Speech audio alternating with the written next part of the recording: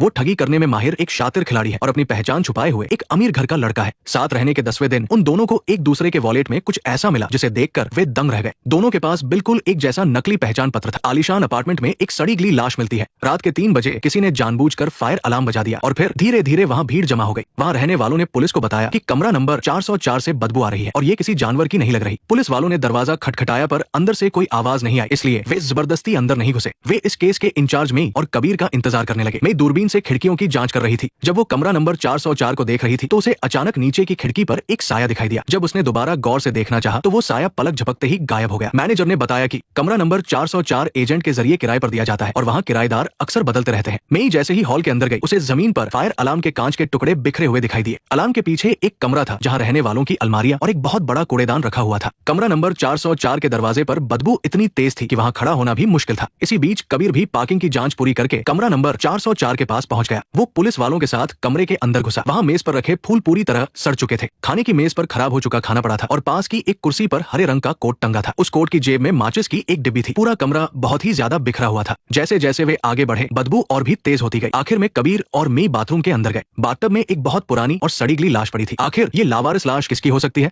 चलिए कहानी को मर्डर से 10 दिन पीछे ले चलते हैं, जब सब कुछ शुरू हुआ था। सारा ने अपना कार्ड लिया, अपना हरा कोट पहना और एक सुंदर सा बैग लेकर घर से बाहर निकली। वो मेट्रो लेकर पास के एक जनरल स्टोर पर पहुंची ताकि कुछ सामान खरीद सके। वो वहाँ चिप्स के पैकेट चुन रही थी, लेकिन उसे अंदाजा भी नहीं था कि कोई उसे छुप कर देख रहा है। किस्मत का खेल देखिए, वे दोनों एक मोड़ पर अचानक एक दूसरे से टकरा गए। सारा ने बात संभालने के लिए झूठ बोल दिया कि उसने गलती से गलत बोतल उठा ली है और वो वहाँ से चली गई। वो आदमी अकेले ही पैसे चुकाकर बाहर निकला और दरवाजे पर सारा का इंतजार करने लगा। वो आदमी थोड़ा घबराया हुआ सा लग रहा था। उसने बताया कि उसे सारा का बैग बहुत पसंद आया। बातों बातों में पता चला कि दोनों को ही तारों का बहुत शौक है। शायद ये पहली नजर का प्यार था। ओलिवर को सारा बहुत ही अच्छी लगी थी। सारा को भी वो लड़का पसंद आ गया। उस आदमी ने अपना नाम ओलिवर बताया। ओलिवर ने उसे कॉफी के लिए बुलाया और वे दोनों एक दूसरे से घंटों बातें करते रहे। बातें इतनी बढ़ गई कि सारा ने अपने परिवार के बारे में भी उसे काफी कुछ बता दिया। सारा ने बताया कि उसके पिता नेवी में थे और वो अभी एक हफ्ते पहले ही इस शहर में आई है। ओलिवर ने हैरानी जताते हुए कहा कि वो भी पिछले हफ्ते ही यहाँ आया है। ओलिवर ने अगले बुधवार को अंतरिक्ष से जुड़ी एक फिल्म साथ में देखने का प्लान बनाया। सारा ने थोड़ा सोचा और फिर उससे अपना नंबर शेयर कर लिया और बुधवार को मिलने का वादा किया। सारा वहाँ से खुशी खुशी चली गई, पर उसने ओलिवर के चेहरे पर आए उस खतरनाक भाव को नहीं देखा। 3 दिन बाद ओलिवर एक नई और नकली पहचान के साथ सारा से एक बार में मिला, लेकिन वहाँ के एक वेटर की बातों से सारा को शक हो गया कि ओलिवर यहाँ पहले भी आ चुका है।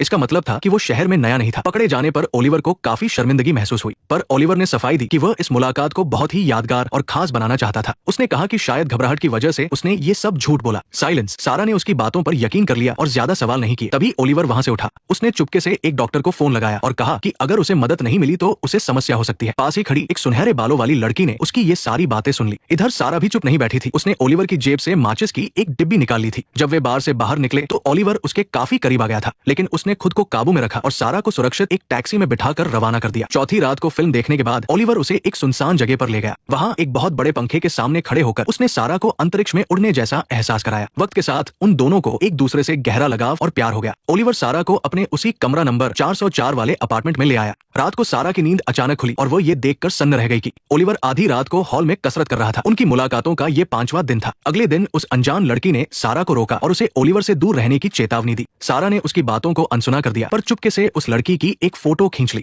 उसने ये सब अपनी डायरी में दर्ज कर लिया। दरअसल सारा खुद भी एक बहुत बड़ी धोखेबाज थी। वो रोज खुद को याद दिलाती थी कि उसे क्या झूठ बोलना है और अपनी पुरानी कहानी क्या बतानी है। उसका ऑफिस कार्ड भी नकली था और उस दिन की मुलाकात भी एक सोची समझी साजिश का हिस्सा थी। वो घर से निकलने से पहले खुद को तैयार करती थी और जानबूझकर उस दुकान पर गई थी। उसका चिप्स चुनना और लापरवाह दिखना, ये सब ओलिवर को फंसाने के लिए एक नाटक था। उसका मकसद सिर्फ उस अमीर लड़के को अपनी तरफ आकर्षित करना था। ओलिवर उसके जाल में फंसता गया और सारा अपनी अगली चाल चलने की तैयारी करने लगी। लेकिन ओलिवर भी कोई सीधा साधा इंसान नहीं था। उसे शक होने लगा था कि सब कुछ इतनी जल्दी कैसे हो रहा है। उसने चोरी छुपे इंटरनेट पर सारा के बारे में सारी जानकारी निकालने की कोशिश की, पर उसे सारा के नाम या उसके काम के बारे में कोई भी सुराग नहीं मिल सका। यहाँ तक कि सारा का कोई भी सोशल मीडिया अकाउंट नहीं था, जो आजकल नामुमकिन है। 9वें दिन सारा ने ओलिवर के साथ डिनर करते हुए एक फोटो ली और उसके करीब आने लगी। उसने ओलिवर का भरोसा जीतने के लिए काफी नाटक किया, पर ओलिवर के मन में अब भी सवाल थे। ओलिवर ने आखिरकार उससे पूछ ही लिया कि वो सोशल मीडिया का इस्तेमाल क्यों नहीं करती। उसने ये भी पूछा कि उसके बारे में कोई भी जानकारी ऑनलाइन क्यों नहीं मिल रही है। सारा ने झूठ बोला कि उसकी बहन की पहचान चोरी हो गई थी, इसलिए वो इन सब चीजों से डरती है। उसने कहा कि उस घटना के बाद से उसने इंटरनेट से दूरी बना ली है। ओलिवर ने उसकी बात मान ली। सारा ने भी पलटकर सवाल किया कि वो हमेशा कैश में ही पैसे क्यों देता है, कार्ड क्यों नहीं। ओलिवर ने कहा कि उसे अपनी प्राइवेसी बहुत प्यारी है और वो किसी को अपनी अपनी जानकारी नहीं देना चाहता। इस सच्ची झूठी बातों के बाद दोनों के बीच का रिश्ता और भी गहरा होता चला गया। उन्होंने तय किया कि वे अगली रात सारा के घर पर रुकेंगे। सारा ने हंसते हुए हाँ कह दिया, लेकिन वो फौरन अपने घर पहुंची और अपनी सारी चीजें एक सुरक्षित सूटकेस में बंद कर दी। उसने वहां कुछ पुरानी किताबें सजा दी और दीवार के पीछे से कुछ दीमक बाहर निकाल लिए। उसने उन दीमकों को हॉल में ऐसी जगह छोड़ दिया जहां ओलिवर की नजर उन पर पड़ सके। उसने सुबह 8:30 बजे का अलार्म लगाया और फिर सुकून से ओलिवर के आने का इंतजार करने लगी। शाम को जब ओलिवर वहां पहुंचा तो सारा ने अपने पुराने घर के लिए उससे शर्मिंदगी जताई। ओलिवर को इस बात से कोई फर्क नहीं पड़ा। उसने कहा कि उसे बस उसके साथ रहना है। तभी सारा बाथरूम की तरफ गई और जैसा उसने सोचा था, ओलिवर की नजर दीवार पर पड़ गई। अगली सुबह जैसे ही अलार्म बजा, सारा ने नाटक किया कि उसके पास सोसाइटी ऑफिस से फोन आया है। उसने कहा कि उसे कीटों की वजह से 3 हफ्ते के लिए घर खाली करना पड़ेगा। ओलिवर ने फौरन सुझाव दिया कि वो उसके साथ उसके घर पर रहने के लिए आ जाए। आखिरकार वे दोनों अब एक दूसरे के साथ एक ही छत के नीचे रहने लगे थे। इसी तरह 10वें दिन सारा उस कमरा नंबर 404 में रहने पहुंच गई। जिस दिन लाश मिली, मेई और कबीर को वहां कोई भी ऐसा सबूत नहीं मिला जिससे पहचान हो सके,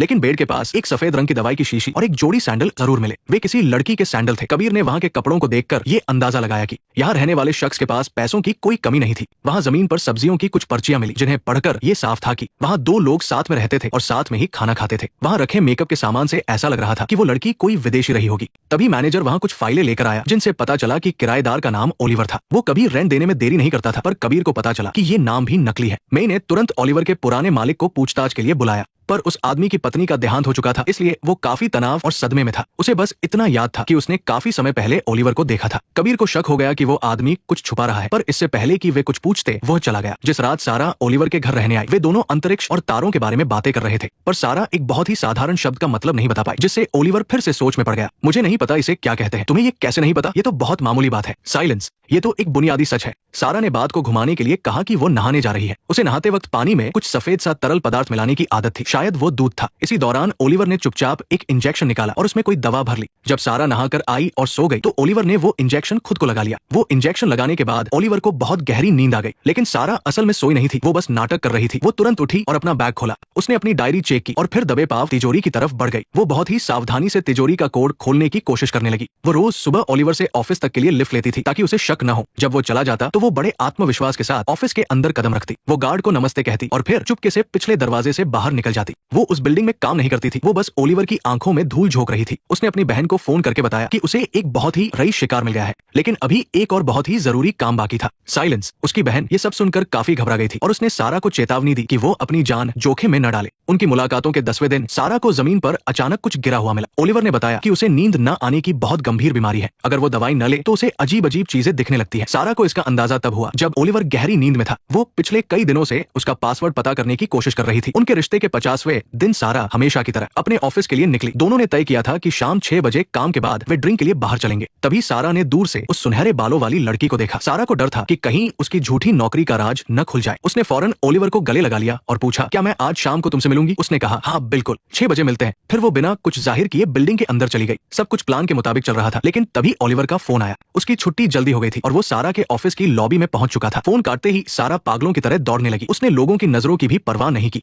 उसे बस ये उम्मीद थी कि ओलिवर को कुछ शक न हो जाए। करीब 10 मिनट बाद वो एक पतली गली से होते हुए पिछले दरवाजे से बिल्डिंग के अंदर घुसी और छुट्टी के वक्त भीड़ में शामिल हो गई। लेकिन कहते हैं न कि सावधानी हटी और दुर्घटना घटी। घुटने में इतने तेज दर्द की वजह से सारा के मुंह से गाली निकल गई। सबके सामने उसे अपनी शर्मिंदगी छिपानी पड़ी। वो बड़बड़ाने लगी कि उसने बहुत ही सस्ते जूते खरीदे थे। लेकिन हैरान करने वाली बात यह थी कि ओलिवर ने बड़े प्यार से उसका माथा सहलाया और उसे शांत किया। फिर उसने वो टूटा हुआ जूता उठाया और मजाकिया अंदाज में बात को संभाल लिया। इसके बाद उसने सारा को गोद में उठाया और सड़क से निकल गया। बाद में सारा ने चालाकी दिखाई और ओलिवर की शानदार गाड़ी की खूब तारीफ की। उसने रोते हुए कहा कि उसके पास तो बस एक खटारा गाड़ी है। इस तरह उसने ओलिवर को एक शरीफ और मददगार इंसान महसूस कराया और उसे एक प्यारा सा इनाम भी दिया। रात को जब वे अपार्टमेंट नंबर 12 में वापस आए तो सारा कपड़े बदलते समय अपने कान से एक गोल बाली उतारने लगी। उसी वक्त ओलिवर को लॉकर में सेंट लेजर के नाम की एक चिट्ठी मिली। उसे देखते ही वो बहुत घबरा गया। चिट्ठी में सिर्फ एक फोन नंबर था। ओलिवर ने कांपते हाथों से वो नंबर मिलाया, लेकिन फोन उठने से पहले ही डर के मारे काट दिया। अगले कुछ दिनों में ओलिवर की बेचैनी और भी बढ़ गई। आखिरकार वो सुबह सुबह एक थेरेपिस्ट से मिलने गया। उसने डॉक्टर को सब कुछ सच सच बता दिया। डॉक्टर ने उसे सलाह दी कि सारा से दूर रहना ही उसके लिए अच्छा होगा। वहीं दूसरी तरफ सारा को कचरे के डिब्बे में बैंक की एक चिट्ठी मिली। उसने उसमें लिखे नंबर पर फोन किया, तब उसे एक चौंकाने वाली बात पता चली। उसे शक हुआ कि ओलिवर ही सेंट लेजर है और उसका सारा पैसा अगले साल अक्टूबर तक नहीं निकाला जा सकता। इसके बाद सारा ने फिर से पासवर्ड का जुगाड़ लगाने की कोशिश की। अफसोस की इस बार भी वो गलत निकला। उसी वक्त ओलिवर कमरे में आ गया। उसने कहा, तुमने तो मुझे डरा ही दिया। तुम यहाँ क्या कर रही हो? सारा बोली, अरे इतना क्यों डर रहे हो? मुझे तुम्हारे आने की आवाज नहीं मिली। ओलिवर का शक दूर करने के लिए सारा ने अपने कपड़े उतार दिए। उधर केस की जांच कर रही इंस्पेक्टर मैरी ने ओलिवर के बॉस से कुछ खास बातें सुनी। वे शब्द अक्सर जिंदा लोगों के लिए इस्तेमाल किए जाते हैं, जिसका मतलब था कि ओलिवर शायद अब भी जिंदा है। इसके अलावा सीसीटीवी से पता चला कि अपार्टमेंट नंबर 12 में ओलिवर और सारा साथ रह रहे थे। बाथटब से जहां लाश मिली थी वहां से वही गोल बाली भी मिली थी। मैरी को लगा कि मरने वाली लड़की सारा है। उसने तुरंत ओलिवर की असली पहचान का पता लगाया। तब उसे मालूम हुआ कि ओलिवर ही सेंट लेजर है। वो एक अरबती का बेटा है जो एक कत्ल के केस में फंसने के बाद से गायब था। अब क्या वो लाश वाकई सारा की थी? उधर जैसे ही ओलिवर घर से निकला, सारा ने तुरंत उसका लैपटॉप खोल लिया। उसने सबसे पहले स्क्रीन लॉक का टाइम बढ़ाकर 30 मिनट कर दिया ताकि लैपटॉप बंद न हो। फिर उसने इंटरनेट पर बैंक की वेबसाइट खोजी। पुराने रिकॉर्ड से उसे बैंक का पता मिल गया और लॉगिन पेज सामने आ गया, लेकिन पासवर्ड की जरूरत थी। सारा ने ओलिवर का जन्मदिन डालकर देखा, लेकिन उसने काम नहीं किया। फिर उसने ऑनलाइन पासवर्ड बदलने का विकल्प चुना। वहां ईमेल और मैसेज के 2 रास्ते थे। सारा ने ईमेल वाला रास्ता चुना। ईमेल पर आए 6 अंकों के कोड को उसने लैपटॉप में डाला और आखिरकार वो अकाउंट खुल गया। वो ये देखकर हैरान रह गई कि अकाउंट में करीब $10 लाख थे। सारा ने खुद को शांत रखा और सबसे पहले वो ईमेल डिलीट किया। उसने गौर किया कि हर महीने अकाउंट से उसके डॉक्टर को $500 भेजे जा रहे थे। सारा ने बिना वक्त गवाए वो बड़ी रकम एक सुरक्षित फंड में भेजने की कोशिश की, लेकिन कंप्यूटर पर मैसेज आया कि $10,000 से ज्यादा की रकम भेजने में 2 कामकाजी दिनों का वक्त लगेगा। साइलेंस। सारे बटन दबाने के बाद सारा खुशी से हंस पड़ी। उसने इंटरनेट की हिस्ट्री मिटा दी ताकि सब कुछ पहले जैसा लगे। फिर उसने अपनी बहन को फोन करके खुशखबरी सुनाई। दीदी, मैंने कर दिखाया, मुझे पैसे मिल गए। उसकी बहन ने पूछा, क्या तुम मजाक कर रही हो? नहीं, बैंक से पैसे आने में 1 या 2 हफ्ते लग सकते हैं, पर मुझे मिल जाएंगे। क्या ये सच है? सारा ने कहा, हाँ दीदी, बिल्कुल सच है। उसकी बहन चिल्लाई, हे भगवान, रुको, क्या तुम्हें पूरे 10 लाख मिले हैं? सारा बोली, हाँ, बल्कि उससे भी कहीं ज्यादा। बहन ने उसे समझाया कि अब और खतरा मत उठाओ और पैसे मिलते ही घर लौटा। लेकिन सारा ने कहा कि अभी उसका एक जरूरी काम बाकी है, वो काम पूरा करके ही घर आएगी। दूसरी तरफ ओलिवर को महसूस हो रहा था कि कोई उस पर नजर रख रहा है। उसे सबसे पहले उसी लड़की पर शक हुआ। उसने उस लिफाफे वाले नंबर पर फोन किया और लड़की ने फोन उठा लिया। ओलिवर ने उसका पीछा किया और ये देखकर दंग रह गया कि वे दोनों एक ही बिल्डिंग में रहते हैं। गुस्से में उसने उस लड़की की गाड़ी तोड़ दी। तभी वहां के मैनेजर ने उसे देख लिया। ओलिवर ने पैसों के दम पर मैनेजर से वो वीडियो डिलीट करवा दिया। उसने तो मैनेजर को खुद को पीटने के लिए भी पैसे दिए।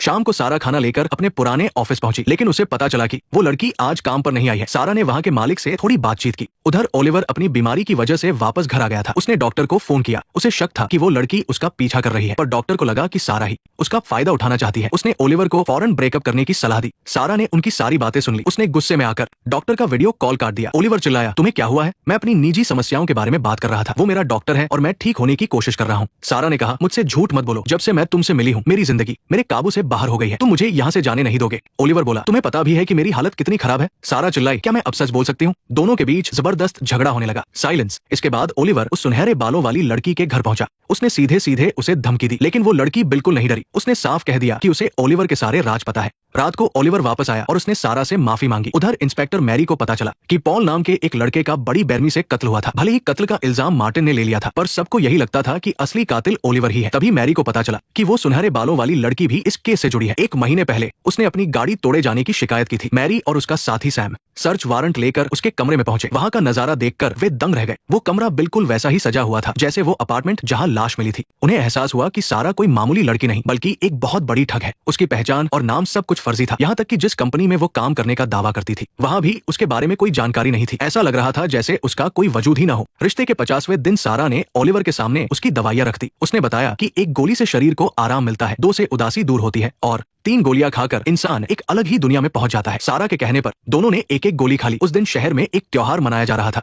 दोनों भीड़ में शामिल होकर त्योहार का मजा लेने लगे, पर उन्होंने सोचा नहीं था कि वहां ओलिवर का बॉस मिल जाएगा। उसने उन्हें ड्रिंक के लिए बुलाया। जैसे ही वे अंदर गए, ओलिवर ने देखा कि वो लड़की भी वहीं मौजूद थी। वो वहां से जाना चाहता था, पर सारा ने रुकने का फैसला किया और उसे ड्रिंक लाने भेज दिया। जब वे तीनों औरतें अकेली रह गईं, तो उस लड़की ने सारा को फिर से ओलिवर के बारे में चेतावनी दी। तभी बॉस की पत्नी ने राज खोलते हुए बताया कि ओलिवर पहले भी एक कत्ल कर चुका है। दूसरी तरफ ओलिवर अपने बॉस से शिकायत कर रहा था कि वो लड़की उसका पीछा नहीं छोड़ रही है। उसे डर था कि कहीं वो सारा को सब कुछ सच सच न बता दे। असल में बॉस का पूरा परिवार ओलिवर के पिता के कहने पर उसकी रक्षा कर रहा था, पर बॉस की पत्नी को ये सब पसंद नहीं था। वो लड़की एक पत्रकार थी जिसका करियर खतरे में था। वो ओलिवर की कहानी छापकर फिर से मशहूर होना चाहती थी। उसने ओलिवर की पुरानी गर्लफ्रेंड से भी बात की थी, पर वो सच्चाई जानकर डर गई थी। इसीलिए बॉस की पत्नी चाहती थी कि सारा उस पत्रकार की मदद करे। वो चाहती थी कि सारा उसे पॉल के कत्ल से जुड़ी सारी जानकारी दे दे। उसी वक्त सारा की बहन का फोन आया। उसे $1 लाख मिल चुके थे। उसे डर था कि इतने सारे पैसे पकड़े जा सकते हैं, लेकिन सारा ने उसे समझाया कि ओलिवर के परिवार के लिए ये मामूली सी रकम है और उन्हें फिक्र करने की जरूरत नहीं है। साइलेंस। हाँ, उस लड़की के परिवार को कुछ हर्जाना देना तो बनता ही है। खैर, बड़ी बहन जूली को बस उसकी चिंता थी। उसने बस 2 बातें की और फोन काट दिया। उसे पता ही नहीं था कि उनकी बातें उस सुनहरे बालों वाली लड़की ने चुपके से सुन ली है। उसे तुरंत सब समझ आ गया। सारा को पता था कि उसका बॉयफ्रेंड डेविड एक खूनी है, फिर भी वो उसके साथ क्यों थी? अब जब सारा को अपना मनचाहा हिस्सा मिल गया है, तो वो लड़की भी कुछ चाहती थी। जैसे डेविड ने पॉल को कैसे मारा, उसकी पूरी जानकारी। नहीं तो वो सारा और उसके खूनी बॉयफ्रेंड की खबर अखबारों की हेडलाइन बना देगी। तुमने बढ़िया काम किया। वैसे तुम्हारे तुम्हारी स्किन बहुत अच्छी है। इधर डेविड ने जो दवा खाई थी उसका असर शुरू हो गया। उसका दिमाग धीरे धीरे सुन्न होने लगा। उसे याद ही नहीं आ रहा था कि वो सारा के साथ बार से कैसे निकला। वो सच नहीं बता सकता था। अगर उसने सब सच कह दिया तो सारा उसे हमेशा के लिए छोड़कर चली जाएगी। पर सारा ने डेविड को शांत किया और उसे हेडफोन पहनाकर कोई धुन सुनाने लगी।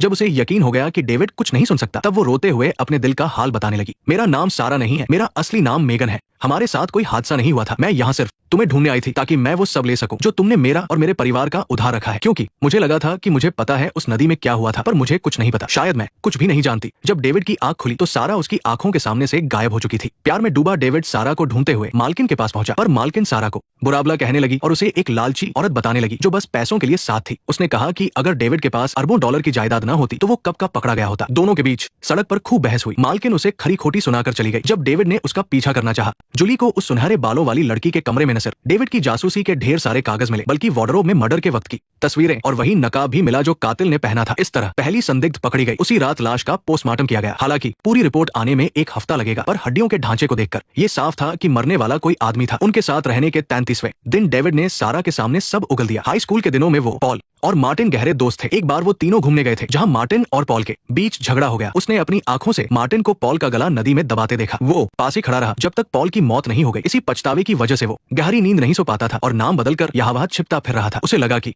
सच बोलने से सारा उसे समझ जाएगी, पर सारा ने उस पर से भरोसा खो दिया। वो अपना सामान लेकर अपार्टमेंट से चली गई। जब वो अपने किराए के कमरे में पहुंची तो देखा कि दरवाजा खुला था। उसकी बहन जूली पहले से ही अंदर इंतजार कर रही थी। जूली को ये समझ नहीं आ रहा था कि सारा ने अब तक बदला क्यों नहीं लिया, इसलिए वो खुद उस आदमी को खत्म करना चाहती थी। पर सारा को अब डेविड से सच्चा प्यार हो गया था। वो खुद अपने तरीके से सब सुलझाना चाहती थी, लेकिन जूली पता नहीं कहां से एक पिस्तौल ले आई थी। वो अपनी बहन की खातिर कुछ भी कर सकती थी। अगले कुछ दिनों में डेविड की हालत और बिगड़ने लगी। वो अक्सर सारा के साथ बिताए लम्हों की कल्पना करता रहता। एक दिन नींद का इंजेक्शन लेने के बाद उसे सारा की वो डायरी मिली जिसमें उसे अपने करीब लाने का पूरा प्लान लिखा था। डेविड को अचानक घबराहट होने लगी। वो बाथरूम में मुंह धोने गया, पर दवा के असर से वही गिरकर बेहोश हो गया। तभी डॉक्टर का फोन आया जो डेविड को सावधान करना चाहता था, क्योंकि सारा मार्टिन की सगी बहन है। वो बहुत खतरनाक है और अब वो अपना काम पूरा कर रही है। तो अब आगे क्या होने वाला है? इस कहानी का अब आखिरी फैसला होने वाला है। सब कुछ 10 साल पहले शुरू हुआ था। उस दिन नीले कपड़ों में डेविड, पीले कपड़ों में मार्टिन और लाल कपड़ों में पॉल साथ घूमने गए थे। तभी पॉल और मार्टिन के बीच किसी बात को लेकर बहस शुरू हो गई। बीच बचाव करने की कोशिश में डेविड को पॉल ने जोर से रेत पर धक्का दे दिया। फिर वो मार्टिन को घसीटकर नदी में ले गया और उसे पीटने लगा। वैसे डेविड और मार्टिन काफी अच्छे दोस्त थे। अपने दोस्त को पिटता देख और अपने अंदर के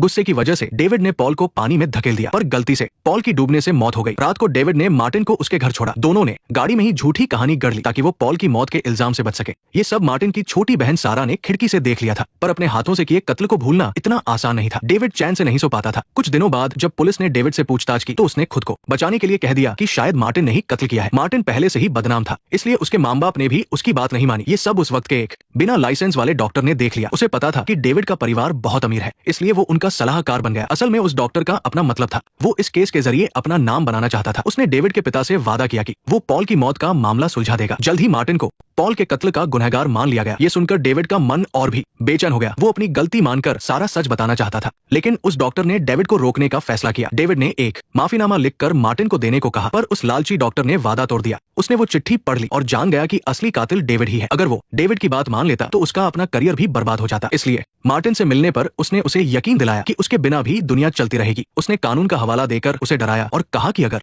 दोषी की मौत हो जाए तो केस बंद हो जाता है, तभी वो दुनिया की नजरों में बेगुनाह रह पाएगा, वरना उसे अमीर लोग जेल में ही मरवा देंगे। उसने उसे अपने माँ बाप और बहनों के बारे में सोचने को मजबूर किया। आखिरकार डॉक्टर की बातों में आकर मार्टिन ने खुदकुशी कर ली। सबसे पहले सारा की बड़ी बहन को शक हुआ। उसे नहीं पता था कि डॉक्टर ने मार्टिन को कैसे उकसाया, पर वो जानती थी कि एक मासूम बच्चा उस शातिर दिमाग वाले आदमी का मुकाबला नहीं कर सकता था। जल्द ही सारा को भी समझ आ गया कि उसके भाई की मौत के पीछे कोई बड़ी साजिश है। उस रात उसने डेविड को वहां देखा था, पर बड़ी बहन ने उसे किसी को भी कुछ न बताने की कसम दी। भाई ने अपनी जान इसलिए दी थी ताकि उसकी बहनें मुसीबत में न फंसे, और वैसे भी वो लोग उन अमीर लोगों से कभी नहीं जीत सकते थे, इसलिए चुप रहना ही बेहतर था। उनकी मुलाकात के 33वें दिन सारा के पास डेविड को होश आया। सच तो यह है कि वो दोनों एक दूसरे से प्यार करने लगे थे, बस एक माफी की कमी थी। मैं हमेशा से यही थी। आखिर दोनों ने पुरानी नफरत भुला दी और साथ रहने लगे। पर अगली सुबह वो डॉक्टर गुस्से में अपार्टमेंट में घुस आई, लेकिन अब डेविड के पास सारा थी। उसे अब डॉक्टर की कोई जरूरत नहीं थी। ये बात डॉक्टर को बर्दाश्त नहीं हुई। उसने डेविड के लिए इतना सब किया था और अब वो उसे निकाल रहा था। उसने डेविड को धमकाया कि वो पॉल के कत्ल का सारा सच पुलिस को बता देगी। साफ शब्दों में वो डॉक्टर डेविड को ब्लैकमेल करके पैसे चाहती थी, पर सारा ने एक ही वार में उसे जमीन पर गिरा दिया। इत्तेफाक से उसे दौरा पड़ा और उसकी वही मौत हो गई। डेविड बहुत डर गया था। सारा ने तुरंत अपनी बड़ी बहन को सब बताया। उसकी बहन ने कहा कि लाश को बाथटब में डाल दो और उस पर क्लीनर डाल दो ताकि सिर्फ हड्डियां बचे,